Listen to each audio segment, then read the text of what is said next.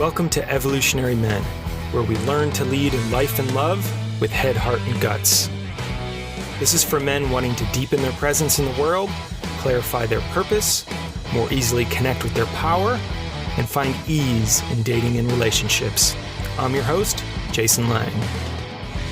Let's get started. All right, and welcome back. So on today's episode, I am really excited to welcome my first guest to the show. So we've done over 24 episodes now, and this is the first time I'm having someone else on, so you don't have to just listen to me yammering. And it is my great honor to have on my good friend and coaching partner, business partner, and just all-around superstar, Melanie Curtin, who is one of the most gifted sex researchers, writers, and somatic coaches I know, and has really been spearheading how to talk about sex in relationships. And today, we're specifically going to be speaking to you guys, men, about how to talk to women about sex. And not only that, do it in a way that actually opens them up and will most likely lead to better sex and even potentially more sex, something that many men are often wanting. So why don't you just introduce yourself a little bit, Mel, and kind of what brought you to this body of work and how did you get to where you're at? Yeah, so I actually started my journey as a co-founder of a startup nonprofit to stop sexual abuse in the Jewish community. So I spent a number of years working in New York City and looking at sexual abuse, and we were mostly actually looking at boys and young men and men. And there was a lot of abuse in the Orthodox Jewish community, as there is in every sort of intensive religious community on earth, everywhere around the world. And I kind of graduated from that into coaching because I wanted to make a difference and I wanted to help with this issue. And I realized that unless we have a healthy and safe sexual culture overall, we are going to have more abuse than not. So sort of addressing it from the other angle. And one of the things that I ended up doing was sex research because I wanted to know the answers to certain questions, like how many men are good in bed. And I was dying to know, and I wasn't satisfied with the research that was out there, and I wanted to get more granular. And so I started doing my own research, and I was fortunate to be able to garner quite a lot of results. Thousands of people would participate in my research because I was a writer and many of my pieces did very well, and people would sort of come in that way, and I got to collect quite a lot of data.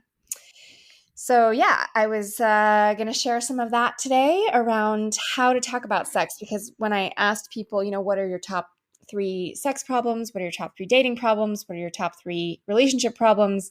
The word communication kept coming up again and again and again as the number one for both men and women. And I would say that the vast majority of my survey respondents were heterosexual or pansexual, bisexual, so people who have sex with the opposite sex. And that's mostly what I'm going to be speaking to today. I think that these concepts apply to everyone in every relationship structure, but mostly that's who's been showing up to my research. And the question of how to talk about sex, I think, is a difficult one for men, especially because feedback I've gotten is, I feel like I should already know how to do this. Mm-hmm. And so eliciting feedback from a feminine partner can feel really vulnerable. It can feel like, well, I should already know how to go down on her perfectly, or I should already know how to please her. And, as we'll discuss, the name of my course, the online course that I have for men, is called Please Her in Bed, which was pulled directly from the research. There was a young man who said, I don't really know how to please her in bed. I wish I did know how to please her in bed. I wish she would tell me, I wish she would tell me more things. I wish she would give me more feedback and give me more guidance, because I just want to please her. And I feel like I'm not really sure if I am. He has said something like, there's this thing about you're supposed to be able to give her an orgasm and you're supposed to be able to tell when she has one, but I can't tell. But I feel like I can't ask because if I ask, that's not cool. Mm. Right. And I think that's such a great summation of a lot of men's experience of, am I doing it right? I feel like I'm doing it. Am I doing it? I think I'm doing it. Am I doing it right? And the truth is that it's actually pretty complex Yeah. being a woman in bed. And one of my favorite quotes from the research was from a bisexual woman who she identified as bisexual. She has sex with both sexes. And she said 100% women are harder to fuck. The cues are more subtle, the energy is more subtle. It's a harder task. Men are a lot more obvious. And I personally love those stories. I love stories from people who experience both sexes in a similar way. You know, for example, trans folks are the only people on earth who've had a felt experience of being a man and felt experience of being a woman. I find Yep. those stories absolutely riveting because there's no one else having that experience. So I think that's validating. I would imagine if I was a man having sex with women, to have a woman say, no, it's really harder. It's Yeah, you're not just making it I'm not up. imagining it. Yeah, so that's a bit of how I got into what I got into, and I can keep going or pause for you. Yeah, well, I think that's a great frame that even in the way you started collecting that research, I think one of the cool things you're doing and one of your gifts is creating a welcoming space for people to have the conversation. So you're actually doing the thing that you're even trying to transmit to guys like this listening to be able to do themselves, like to actually create the space so you can have this conversation. And everything I think we're going to cover today, this is such an important thing for you guys to know, is one of the ways you can distinguish yourself as a man is actually by turning towards these types of conversations and having a little bit of training, a little bit of capacity, some things we can talk about today for how to do that. But even more than that, just a willingness to, kind of receive that feedback and have those conversations that can be, really vulnerable on both sides, really, really vulnerable. But your willingness as a man to kind of open that space up can be a huge distinguishing factor in terms of creating a healthy, sustainable, long term relationship and to really do things differently than what a lot of men do, which is kind of, not all men, so obviously, but especially not men listening to stuff like this, but the kind of like, I'm going to use this woman's body to get off and then roll over and fall asleep.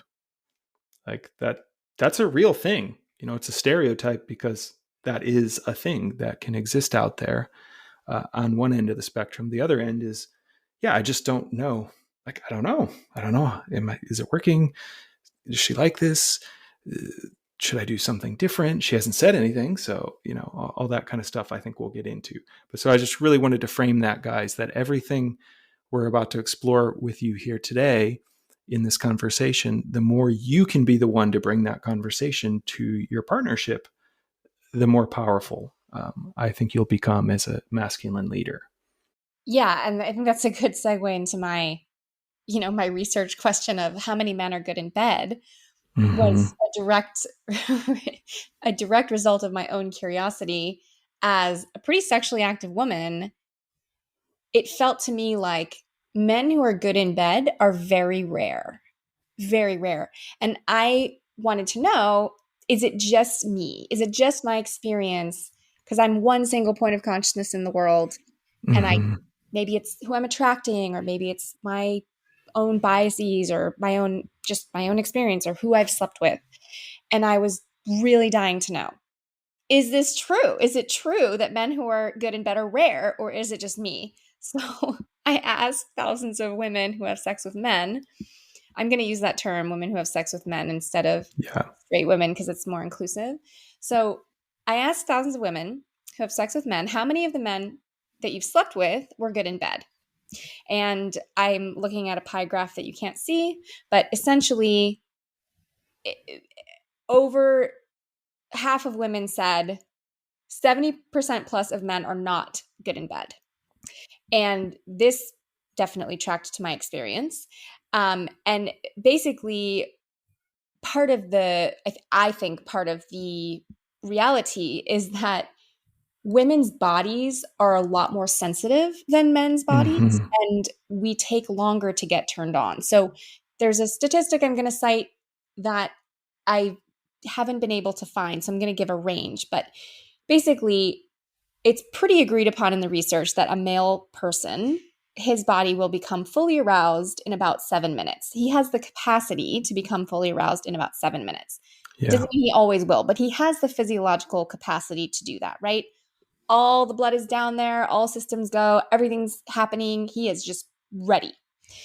And for a female bodied person, it doesn't take twice as long, which would be 14 minutes. It doesn't take three times as long, which would be 21 minutes. It can take up to 45 minutes for her to become fully physiologically aroused. Now, I'm not saying that every sexual encounter needs to be 45 minutes. What I'm saying is what repeatedly came up in the research again and again and again, which is my experience as well, is that men are going way too fast, and Hmm. they're using way too much pressure, too much pressure. It's too rough. That's how women would describe it. Too fast. And the reason that's important is that as a woman becomes aroused, you can actually touch her with more pressure and it will feel Yep. good. But at the beginning, it's too much. So it's not even that he's necessarily doing something quote unquote wrong, but what kept coming up was too much, too fast, too rough. Yeah. So, Pacing. yes, pacing. And it was really poignant sometimes in the research on the men's side. They would say something like, I know I move too fast because I'm hungry, because I'm too hungry. And they would talk about the experience of deprivation. Essentially, when I asked about sex problems for a lot of men, the problem was I don't get enough of it. I feel Hmm. deprived. I'm starving. That word came up a lot, starving or thirsty. And I know that's sort of a slang term, but I think it comes from a real feeling of need and lack. And that feeling of need and lack and hunger doesn't show up on the women's side when it comes to sex problems. What shows up is it hurts. The number one sex problem for women is it hurts. And that is a huge contrast to men because, with the very rare exception of sometimes a woman has used teeth during a blowjob, men Yep. really didn't talk about pain when it came to sex. Many, many, many, many women talked about pain, myself included. So, Yeah. a man being too rough with his fingers would actually bruise my clitoris, and that's not fun, right? And so now in a sexual encounter, what I would often find is I'm into the guy, right? Like I've gone on a few dates or a date. I'm into him. He's attractive. I want it, right? We're kissing, we're making out. And then as it's progressing, I'm trying to protect my body because he's Hmm. too fast and it's too rough, especially with his fingers, but really with everything. And so I'm simultaneously trying to enjoy myself, but also trying to protect my body from pain. And Yeah. that's not a fun experience. I And think this is such a key. I just want to highlight for guys um, how important this really is because, in terms of the polarity and the energetics of that, if you're having to protect, right, if a feminine partner, even if it's just subtly, like, right, constantly kind of adjusting herself or, doing these micro things or sometimes macro things to try not, to minimize pain, um, that that's actually going to change the polarity. That's like a masculine presence, right? That's like not fully open and surrendered. So that's going to have an impact. It's just really important. Like there's the pain and there's the actual energetics then of she's not going to be, the feminine partner is not going to be fully in it, right? Because there's actually like a conscious having to like manage the experience, which I don't think a lot of guys are aware of because our biology is so different. Our skin is so much thicker. Like there's a density to a lot of men that I don't think they realize is not the same in the feminine, right? Like how things, the sensitivity of the skin in general is much, much higher for feminine partners. And I think it's important to just become aware of that pacing thing again. Because I think what's so important about what Mel's saying is it's not that it's impossible to have that much pressure or speed. It's the runway to get there is a little different. And as someone, who on this podcast and your show has certainly talked about my addiction with porn, right? Just such a clear source of a lot of this in the culture of what sex is supposed to look like, right? The in, pump hard, done. Like there's no warming a woman up, right? If anything, it's always just the kind of woman warming the man up to get an erection, and then it's go time. Yes.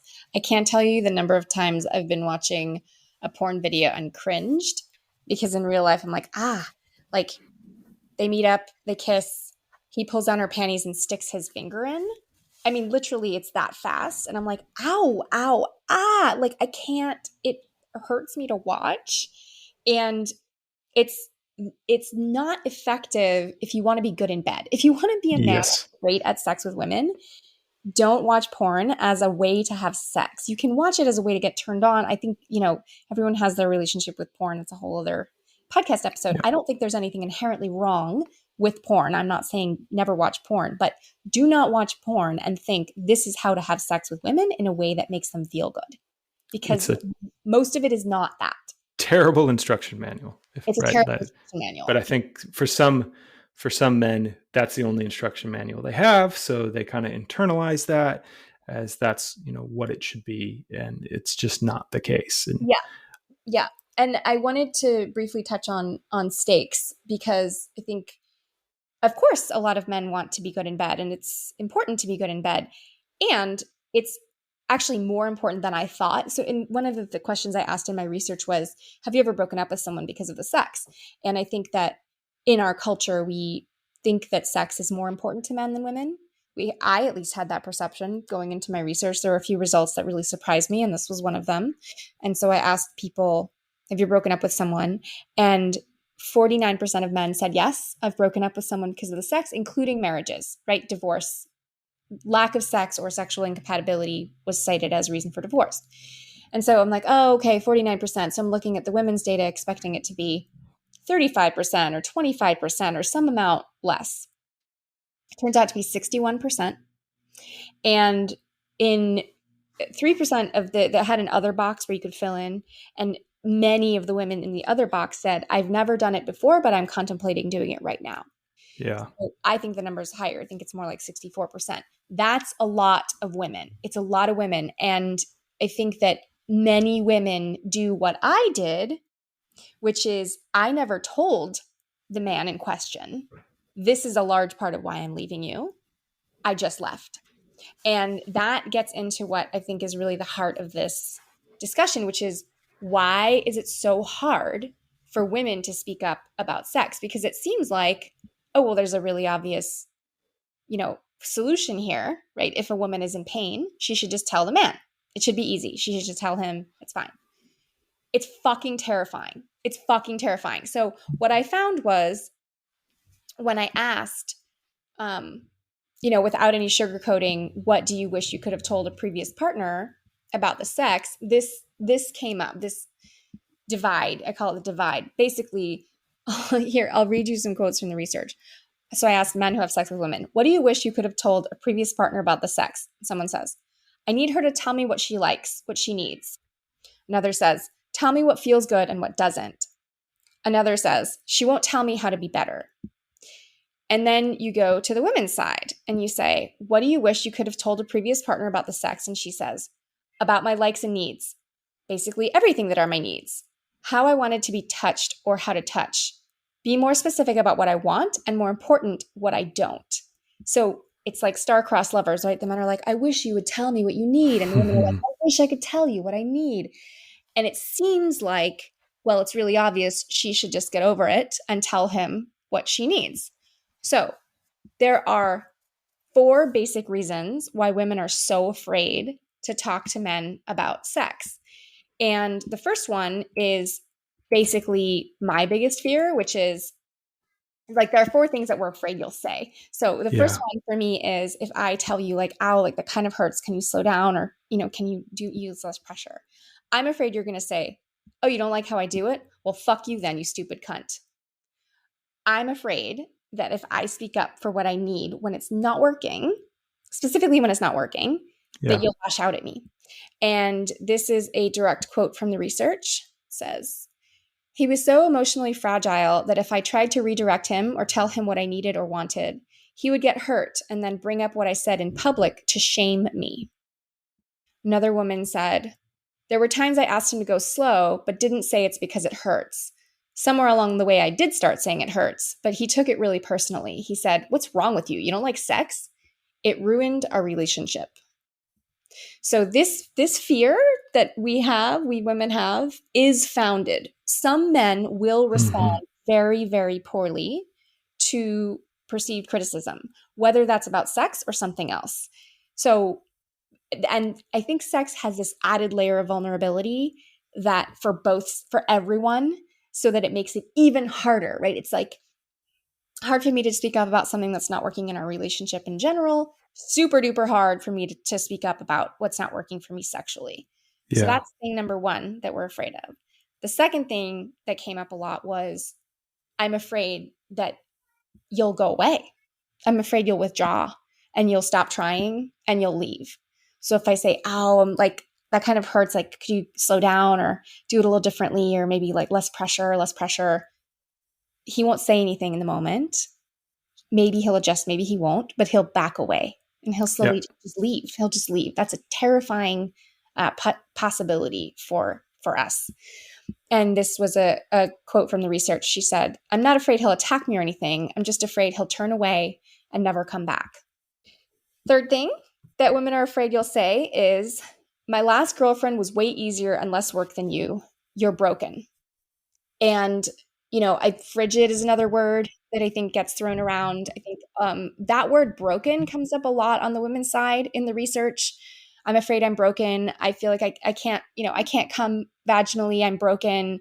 I rarely have orgasms with a partner. I must be broken. I just want to be really clear that no one is broken. It's not a thing.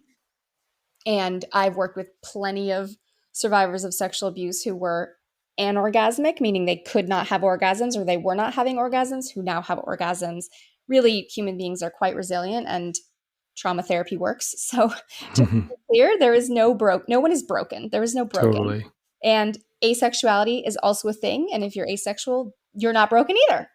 That's just your orientation. So, but I think it's important for men to understand how scary it is for women, that they really, really do. Many women believe that they are broken, that there's something fundamentally wrong with their sexuality because they, for example, can't get turned on fast enough, or they don't get wet, or things like that. When actually, I suspect that in many cases, they've just never had good sex. They've just never had sex that was slow enough, that was attuned enough, that was actually going at the pace of their bodies. So what they experienced was, you know, a little bit traumatic, right? Because if you Yeah. penetrate a vagina when it's not ready, that's a trauma for the physical tissue, right? And a lot of women are overriding their actual body sensations because they want to please their partner. They want the man to have good sex, or they want to preserve the relationship, or they want it to be working. They want it to be working and they think it's them. Oh, I must not be, able to be turned on in the right way. It must be me. I must be broken. So that's just something to know. And then the final one that we're afraid you'll say if we, provide any direction, because sometimes, a lot of what we're talking about right now has to do with that number one sex problem for women, which is pain. And I think that's a really important thing for men to understand, is how much we can be in pain during Yeah. sex. Because even if you're doing the same thing as last week, depending on where I am in my cycle, I will be more sensitive. So that thing that worked last week might not work this week. I might need less Totally. pressure today than I did. And that can be confusing for men. So um, the last thing that we're afraid you'll say is, if it's something like, I want you to bend me over, or I want you to call me names, or I want you to, do something sort of in the realm of darker sexuality, I would say, we're afraid that you're going to say, wow, you're really slutty. And this is a real thing. This is still a real thing. We are still afraid that you won't respect us if we're openly sexual, if we're wanton, right? That word wanton woman. Like we are, there is a part of us, I think, in all women that's afraid of being judged for actually being sexual. This is a quote from a woman who said, I have always had an easier time talking about and doing new things with a fling rather than my partner because I don't care what my fling thinks, but I don't want my partner to think I'm a trashy whore. And that all of this is kind of leading up to this point, which is if you're a man who has sex with women and you want her to be honest with you about the sex, you should not assume she will tell you. Don't assume like, oh, if something's not working, she'll tell me. She'll tell me if it's too rough. She'll tell me if it's, if it's not working. She'll tell me if she wants something different. Do not assume that. Assume that she will not tell you anything unless you invite her out. Mm-hmm. That's kind of what we're going to start to get into. I'd love to hear your thoughts on what I just shared, but make the assumption that she will not tell you unless you coax her out, unless you invite her out. Just to kind of summarize those guys, the four fears, right? Like a fear of like an aggressive response, an abandonment response, a you're broken response, or a you're a slut response, right? So those are just some of the reasons. There's another one in there that might actually be, I would say, maybe a subset of abandonment in a way that is one I maybe have experienced or I have experienced, that I do know men experience, which is just collapse, which is just like a total internal, like, oh, okay, like then I'm not right. There's just like a shutdown with feedback that I imagine doesn't feel particularly good for a feminine partner either. But that those four are things you have to just be acutely aware of, and that you know the pacing piece. Even with that broken one, I was, as you were explaining that, I was thinking too, like I think that's a side that maybe doesn't get talked about. Also, with the impact of porn. So there's a woman that goes from 0 to 60 and is crying out in ecstasy and having multiple orgasms from a guy ramming her, 30 seconds into their interaction. Is that normal sexuality? I can't do No. that. So I must be broken, right? You can kind of feel how, even on the feminine side, I think it creates for a woman, like that's what's supposed to be, in the way that a lot of men, well, I'm supposed to be able to go for 40 minutes and da da da da. It's just not the case, I think, on either side. And the willingness to open that conversation, I think, is so powerful and so generous and takes resilience, guys, right? So you actually kind of got to be open to receiving feedback and know that it's just feedback, right? It's not about you as a person. I think that's sometimes, the male problem is, I am my dick. If it's big, I'm awesome. If it's small, I'm not. And if I'm performing, I'm great. If I'm not, I'm not. But that's not the case. It's, the thing that actually matters is your willingness to take feedback and have the conversation. That's going to make you a way better lover than any of that other stuff, which I imagine there's some research for. Yes, and I'm glad that you brought up that thing about what makes a man good in bed because I think there's such a there's such a disparity between what men think makes a man good in bed and what women are actually reporting that they crave. So, for example, when I asked women about the men who were best in bed, less than 3% talked about penis size. Hear that again, gentlemen. Less than 3%. 97% of women did not talk about penis size. It doesn't matter that much. 0% mentioned a man having a good body. And less than 5% talked about the man staying hard for a long time. So, to be great in bed, you do not need to have a huge cock. You do not need to have six-pack abs, and you do not need to be able to stay rock hard for hours. That's not true. It's just not what women are talking about. But 70% of women mentioned one characteristic that I go over in the course in depth because that's what they're actually talking about. It's like, Mm-hmm. this is what we really want. And it's really not about the size of your cock. And you're talking about the feedback, and it's it's a little bit like at work. I think it's easy for a manager to think, oh, my employees will tell me if something's not working. They'll let me know. That's very different than the manager going to the employees and saying on a regular basis, I always want to know if you're ever uncomfortable. I always want to know if something's not working for you. I always want to know if you are not feeling valued in any way. Always, I want to know. That's going to come across differently. And that person's going to have different people coming through their office door and letting them know than just the passive, I've never mentioned it at all. I just assume my employees will let me know. So there's being open to feedback, and then there's actually eliciting feedback. And, I think that a critical part of this is actually knowing a few things, like you said, Jason, like just this conversation's like knowing what a female body is like, which is it's a lot more sensitive than you. It takes a lot Hmm. longer to warm up than you do.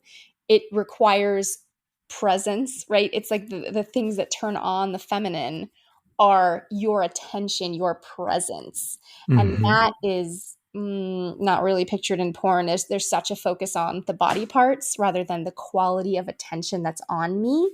And Yeah. women repeatedly talked about, for example, when they talked about the men who were best in bed, one of the things that surprised me was a lot of them talked about, he would put attention on me during the day. So whether it was text Yes. messages or affectionate glances during the day, if it was a more established couple, or in dating scenarios, it was the attention he put on me before we got together that night. And it hadn't even occurred to me when I was putting together my own list, but it makes a lot of sense because that's all sort of warming her up, right? That's all kind of Yes. revving the engine and getting her going, and then coming back to that, the male body can become aroused in 7 minutes. So a man doesn't need attention during the day for him to be, some men do, but a lot of men don't. A lot of men can just, in the moment, they're like, let's do this. And women's bodies don't all work that way. And for a Yeah. lot of them, exquisite sex is actually not just about the time between the sheets, but what happened before then, and the quality of attention that I'm receiving from you, both sexually and non sexually before the fact, is hot. Like that's part of the actual physiology of turn on for women.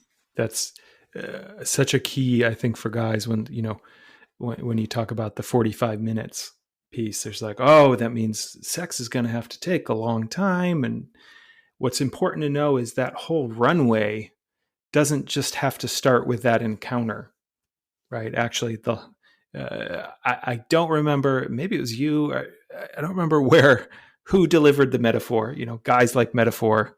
We like we like machines. And I heard the one thing of uh, male genitalia and sexuality. You can think of like a blowtorch on a woman's sexuality, more like a slow cooker, crock pot. Like it's got to warm up a little bit. Now the key is that doesn't have to just mean in the sexual act, right? In the normal what we'd consider foreplay of I've got I'm kissing her and taking off her clothes. It can start way earlier, just with the energy and the presence and the connection and attunement that all is part of that runway that I think it's just really important for guys to know, and not something we always want to take responsibility for as men.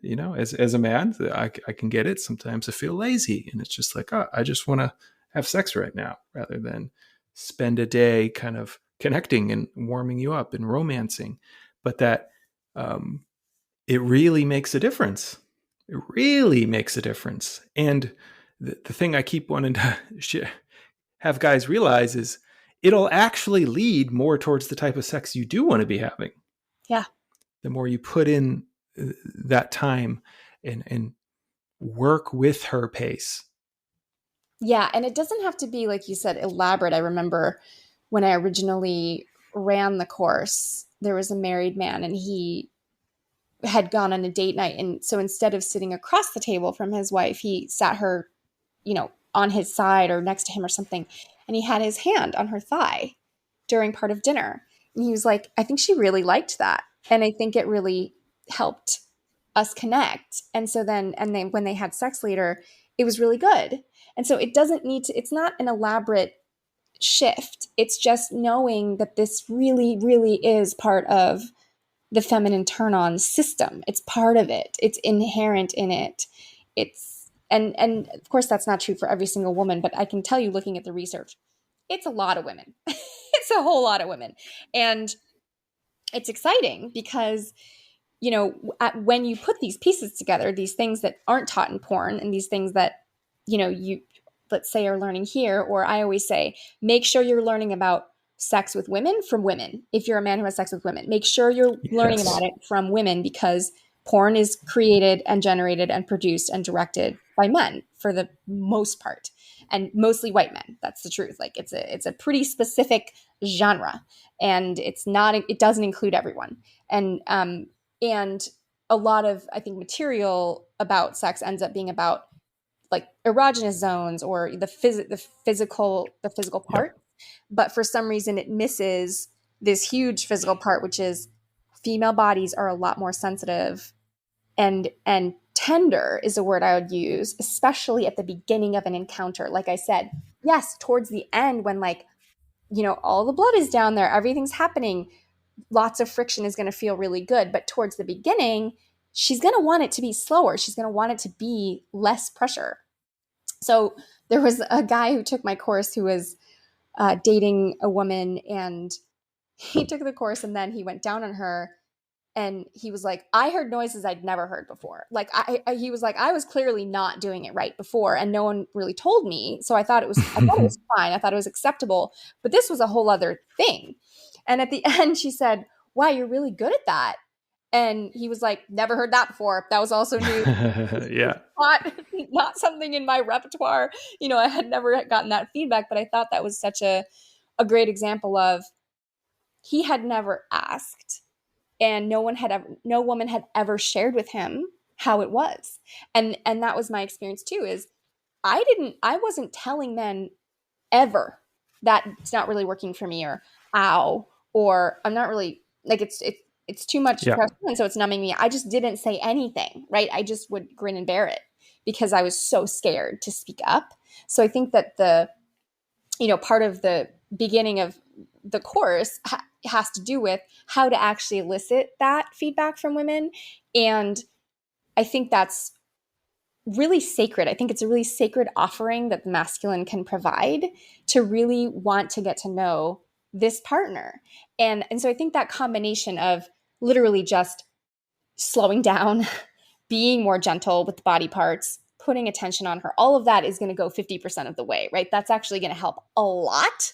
And Yep. then the 100% is, if you think of women like cars, right? Every car is different, and every car has the same parts except Teslas. Teslas are a whole other thing. But gas powered cars, they all have a transmission, they all have spark plugs, they all have the Yep. same parts. But all cars are different. Some of them pull to the left. Some of them you have to do this little jiggle thing to get the window to work. Some of them, the fob doesn't open the doors anymore. Every car is different. And that's kind of how women are. So the whole point of eliciting feedback and understanding how to open a woman sexually is is about your specific car. It's about that specific woman. So whether you're in a long-term relationship or you're in a short-term dating relationship, you're still going to be learning about that person's physiology and what turns that person on. And that's going to be different for every person, but it can be fun, right? It can be this kind of pressure or that kind of pressure, or it doesn't have to be intimidating. It's more of an orientation to it. Like, oh, I'm learning a new car, is more like a range instead of I suck at sex. Because I think that's, again, coming back to that, why it's so hard for men is because I Yep. think a lot of them, I keep getting this on the research, is I feel like I should already know how to do this. I feel like I'm less of a man if I don't know how to please a woman in bed. If I can't make her come, I suck at sex. And that orientation, of course, it would be scary to get any feedback, because if the feedback isn't good, it means I suck as a person or as a man. It goes to my Hmm. manhood, which is a non-starter, right? It's like, well, of course a man isn't going to elicit feedback there because he doesn't want to hear that he's not good or that something's not working. And that's very different from, Of course, you know how to drive a car. You're just learning how to drive this specific car, which makes it more like a learning experience instead of, I Yes. suck at driving. I can't drive at all. I'm a terrible person that can't drive. Yeah. What I like about that is I think there's a whole frame around that I love of like to some extent I think you have to discover good lovemaking with a partner. Like it's actually a back and forth kind of interactive thing you create. It's not like you both just come in knowing how to make it awesome, which even beyond porn, I think is kind of the movie fantasy we see of just they meet and great love sparks and all that without ever talking about these types of things, right? They never show that. Yeah, and they don't show the woman saying "ow" in sex scenes, right? They don't. It's like every time you see a sex scene, the man knows exactly what he's doing, and it's all smooth. And that's not really the case in my experience. Very, very rare. And again, the fun thing about doing research on the men that were best in bed was the quotes for the women talking about those men. So, for example, this one woman said, "It was slow and deliberate and left me begging in the end." Another woman said, "I feel like he read me like a book, played me like a fine instrument." And another one said, "He broke me out of the cage of vanilla sex that was my marriage." So I think that really good, deep, attuned sex is a massive gift to the feminine, that is one of the biggest gifts the masculine can provide. And it doesn't have to be within the context of a sacred, committed relationship. I've had some of Yep. the best sex of my life, not in a committed relationship, but the man was so present with me. He was really there. He was really paying attention to my body. He was listening to all of his senses, not just with his, ears. He was really listening to me. He was really with me. And that is why, our coaching program is called Pillars of Presence, because that relationship skill completely maps to the bedroom. That if you Yes. want to be a deeply nourishing and incredibly skilled lover as a man, you got to be present in your body. You got to be present in your body. That's what really women are craving. They want your presence in your body and your presence with her in her body. Yeah, I think that's a key thing for guys to know is so we have the capacity to be as sensitive with our presence and our body and attunement as any woman. I think it just takes a little more practice for men, but the process of becoming more present and attuned allows us to lead from that place in a way. I was just thinking in some ways, based on some of my experiences of like that word pacing keeps coming up of like, as I learned to become a more present and attuned sexual partner, particularly, with my wife, it's like, I'm bringing the fire, the engine, the desire a little bit. And when I bring that in a just slow, attuned, sensitive way, she makes it very clear when she's ready for a gear shift, right? Like I think of that quote you left with the woman who at the end, she was like, I want more. Like when you can become this attuned and present, it'll become clear just from a woman's biology and voice and breath. And oftentimes she'll make it clear, she will actually start voicing it from that kind of place. But you got to have that on ramp. You got to have that slower, kind of sensitive warm up that you can totally learn. And it doesn't, it's not going to diminish. I think, I think one thing, I'm feeling into based on some of my experiences and what you said of like that thirsty quality. So there's like, I got to get it fast, right? Cause I'm just like, I'm dying. For men, that is a big kind of pain point, I think. And this is where, again, just being the masculine leader, you can kind of be the one to kind of work with that. And it's ultimately going to get you more of what you want. And, something we talk about a lot in our program that I think just really kind of is pulled from all your research is the the sex versus connection thing, that a lot of guys, we use sex to get connected. So we come in, I want to do my thing, and then, I can feel connected to her or in my body or okay. For a lot of women, good sex flows from good connection. So when you're talking like he put his presence on me, or, even through texting, like that's building the connection. And when that is energized, oftentimes for a lot of women, things work better, Mm-hmm. right? And one of the criticisms that I've had men in our program attest to is like, I just haven't put in the energy to the connection, but I still want, and Sex. like I still want that's, sex. Yeah. yeah, I still want the sex. And there is, there is just a little to know about that, guys. Like that has a cost. Like that is part of just where we do have to stay committed to showing up in relationship. And I think the thing I've learned in my life that is sometimes shocking is it doesn't actually take a lot. Like we think it's this, oh, I gotta like wine and dine her. It's like make a couple nice comments about her ass throughout the day, and like Yeah. that really helps. Like it really does something, in a way that sometimes I think I've talked myself out of it. And guys, it can feel like so much work when it's like, no, these can be small, really fun, expressive moments that they don't have to be super long, but it's kind of like it's just slowly simmering the pot, so to speak. Yeah, definitely. It's like watering the plant. Like the plant needs to be Yes. watered. It needs to be watered. She needs to know that you think she's beautiful. I remember one of my clients saying, "Well, I married her. I feel like the ultimate commitment. Like, shouldn't that be enough?" And I'm like, people cheat, dude. It's like for women in relationships, a lot of the insecurity is, yeah, you wanted to fuck me before, but do you still want to fuck me? Do you still want to fuck me now? Do you still want to fuck me Yep. today? It's like our insecurity is right there too. We're not, these perfect sex goddesses, that we have all of our own stuff around feeling attractive at this age, right? Feeling attractive at this age as you're aging with a partner. All of that is really relevant. And feeling witnessed, feeling seen kept coming up for women in the men that were best in bed. I really felt seen. I felt beautiful. I felt gorgeous to him. They used a lot of words around, I felt irresistible.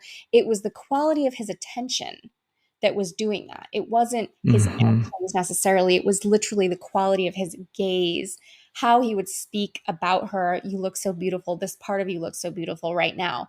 And it's, not something that you can force. It's not something that you can, sort of to your point, it's not something that if you haven't, basically, if even if you haven't put the energy in up till now, you can start now. It's Yes. not something that you have to have banked up. You can start at any point doing this. And I remember there have been a few instances where I've had to, leave a man for non emotional reasons, right? Geographically or whatever it is. And I remember the last few times that we would have sex, in every case, I felt really seen. It was like, oh, now he sees my body because he knows he's not going to get it for a while. But it's like Mm-hmm. this different quality of attention when he's actually there, witnessing, being with. And I've had the experience with multiple men of, they're kind of with me a little bit. And then I'm like, oh, they just checked out. They're definitely in a porn video right now. Or they're not really with me. They're just trying to stay hard, Yeah. right? All of his energy, his capacity, his consciousness isn't actually with me. It's on shit. I got to stay hard. I got to stay hard. And so when you're focused on that and your attention is on that, because again, you're on that list of, I think I need to have a huge cock, I think I Mm-hmm. have a perfect body, and I think I need to stay hard for hours. No, you don't. You do not have to do those things to turn on women. In fact, we will be more turned on and we will be more in our bodies if you're actually with us, putting attention on us, worshiping our bodies, loving us, and your cock isn't hard in that moment. People, cocks get hard and then they don't, and then they get hard again and then they don't. You don't have to stay hard the whole time. You don't even have to stay hard, for an entire encounter. Yeah. That's not what women say pleases us in bed. It's not. It's like that's part of it, but it's not the whole thing. And there's such a focus on that. for example, in porn, that I really think that men are like, well, this is the most important thing. I have to get this Totally. right. And so they're putting 90% of their attention on this, and we feel missed. And then we're like, oh, Yeah. well, what, and you're fingering me too hard. Like, no, I don't want to see you again. Like I've definitely gone on dates where I'm like, no, I don't want to see Yeah. you again. But I didn't tell him. I didn't tell him that was why, because I was scared.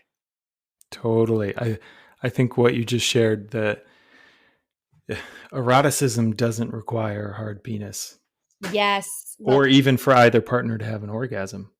Truth be Yes. told, there's so much to explore there that I think is not always known to men, where we're like, hey, we have a penis, you touch it and like do your thing, versus like there's a whole body we can explore with each other. Touching, kissing, energetics, eye contact, breath, voice, all these different powerful things, but that it doesn't require, I think that one of the kind of paradoxical ways I have certainly experienced, and other men I've talked to have experienced losing presence in the bed, is being so concerned with staying hard, or being so concerned with doing it right so she'll have an orgasm. We're not actually connected. Yeah. Like there's no actual connection. And that's what she misses, Yeah. That, and right. And that that came can up. be just as big a problem. Yeah, that came up in the research around faking it, because I asked women about faking it and I asked them why. A lot of it was, it's not working. What he's doing isn't working. It's not going to get me there. But I feel like he'll feel like a failure if I don't get there.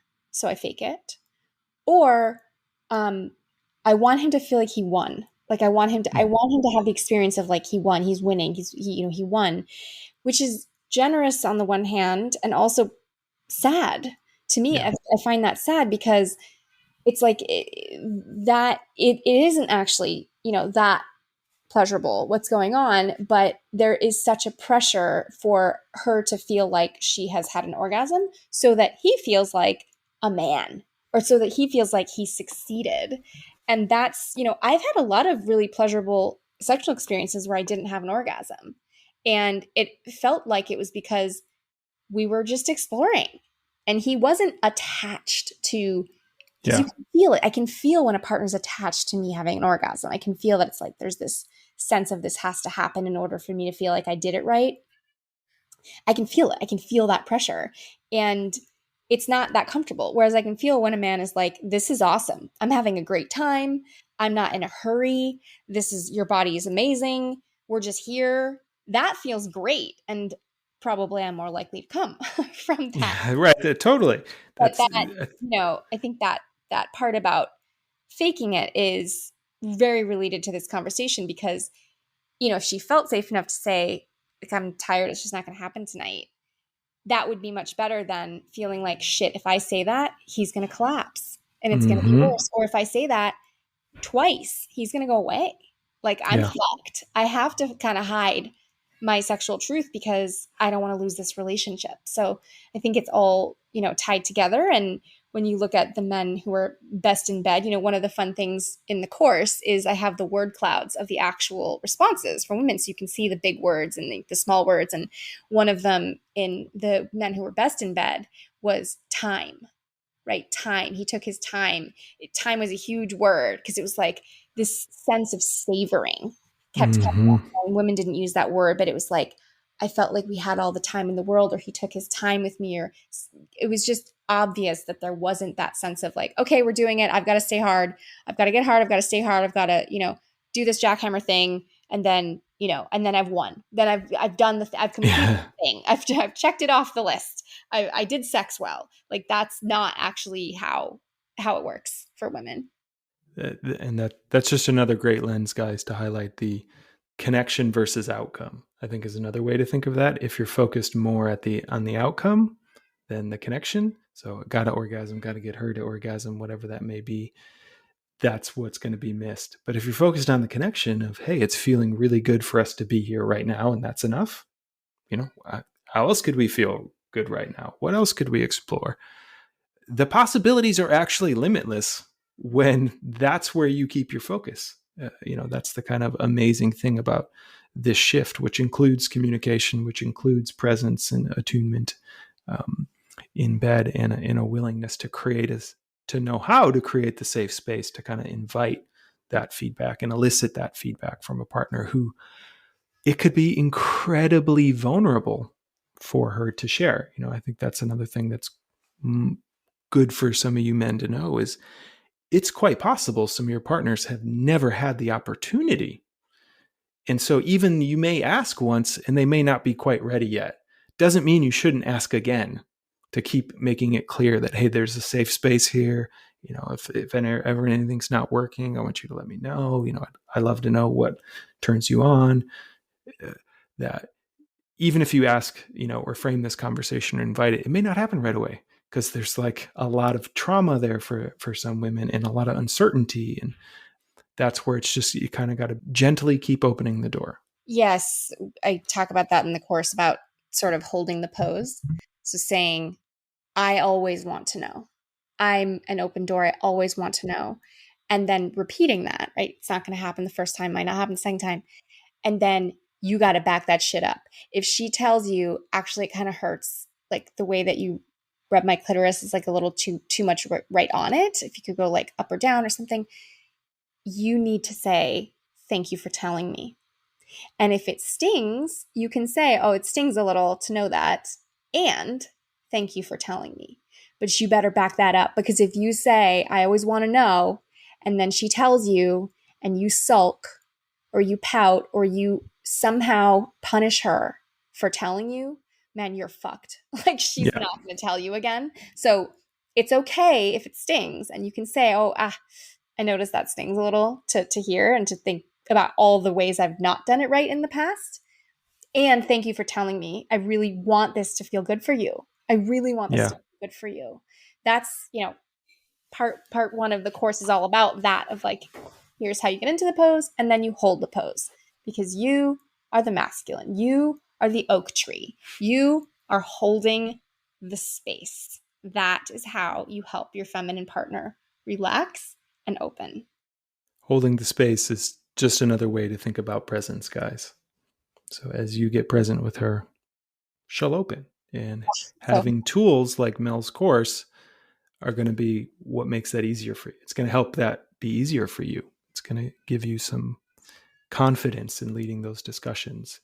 And so, yeah, where can guys learn more about you and your course, which they should all sign up for? yeah, so you can get me at melaniecurtin.com. I also co-coach with Jason. We have a free training for those of you that want to go deeper. And if you are interested in the course, you can also go to pleaseherinbed.com. And my podcast is called Dear Men. And so I will share the same code for Dear Men. So the course is $97, but if you use the code Dear Men, you will get it for $69. Nice. Dear Men, all one word. Yeah. And definitely check out her show. I mean, she's done hundreds of episodes at this point, thousands of hours of material that is a game changer for so many men we hear from every day. That's what they're finding out in the world, and is kind of the water in the desert for so many men that have never had anywhere to talk about this stuff, and to have a woman on their side. I think that's something that's really unique. I've seen about how you work with men is like, hey, I'm actually your ally in this. Like, I want you to have good sex. Like, I think not a lot of men are used to having a female champion their sexuality, and Yes. that all this, everything you're teaching is just in service of that. Yes. And I'm so passionate about sort of reassuring men, like, you don't have to be perfect. You don't Mm-mm. have to have a perfect body. You don't have to be hard for hours. You don't have to have a large cock. I'm telling you, I've done the research. That's not what it's about. So anyone can do this. You got this.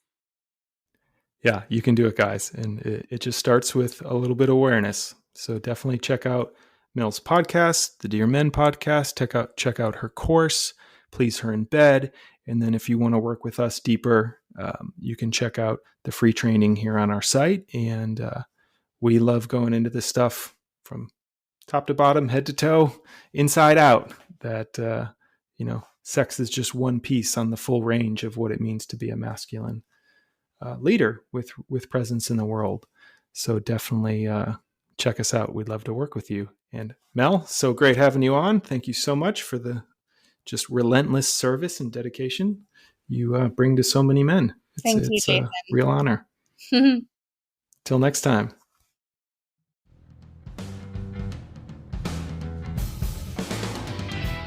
Want to work with Mel and I?